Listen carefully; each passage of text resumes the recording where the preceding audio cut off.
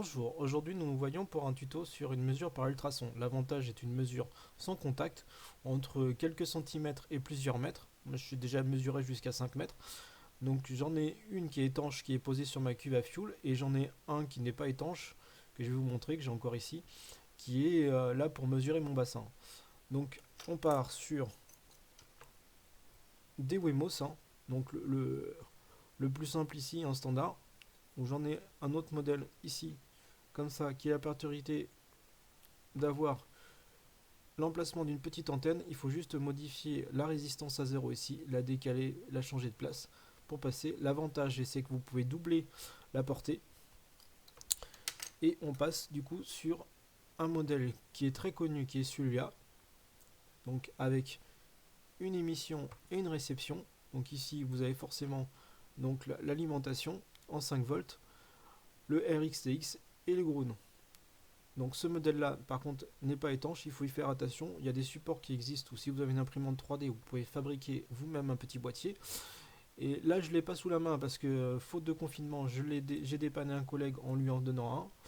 Mais il y a un modèle qui est étanche, qui permet d'avoir la partie émission-réception sur une seule petite, un seul petit rond, un peu comme ce que vous avez sur les voitures, hein, c'est exactement la même chose. Et la partie électronique déportée à moins de 2 mètres quoi. Moi j'ai ça sur ma cuve à fuel, vu que j'ai une partie qui est accolée à mon garage. Donc la partie, tout ce qui est électronique est abrité à l'intérieur du garage, et j'ai ma mesure par ultrason. L'inconvénient est que ça mesure à partir de 15 centimètres et que le cône de diffusion est assez large par rapport à ce modèle là qui a un cône assez restreint. Voilà, on se reprend maintenant pour plus de tutos.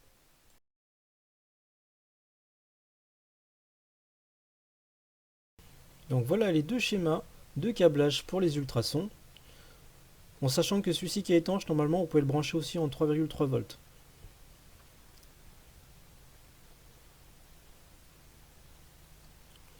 Donc là, l'intégration sur ma domotique, donc on voit bien la hauteur de 83,67. Je vais vous montrer ce que ça donne sur le plugin ESP-Easy.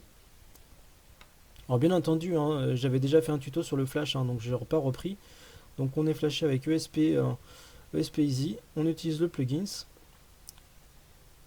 Voilà, là on peut voir que ma valeur est ici. Je vais vous montrer les paramètres que j'ai rentrés dans ESP-Easy.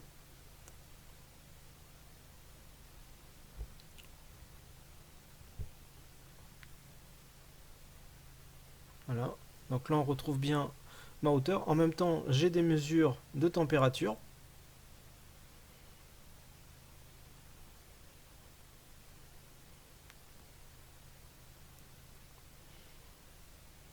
Donc là, on renseigne les GPIO qui servent au RxTX. Le mode. N'oubliez pas de rentrer data acquisition et de mettre une croix et de mettre un IDX. Là, mettre un nom. Voilà.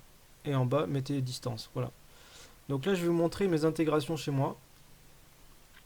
Donc sur ma QVA Fuel, j'ai été obligé de déporter le tuyau dans un tuyau parce que le cône étant trop grand, je tapais sur les bords et j'avais donc des interférences. Donc j'ai juste pris un tube noir de diamètre 25, j'ai un petit peu chauffé et j'ai rentré le module étanche à l'intérieur. Mon module est à l'intérieur derrière le mur. Voilà, là je resserre. Et là maintenant, je vais vous montrer au niveau de mon bassin. Donc c'est dessous la trappe. Donc c'est l'ancien module. Voilà, on le voit ici là. Donc c'est vraiment avec les moyens du bord, hein. J'ai pris juste un boîtier étanche. Voilà.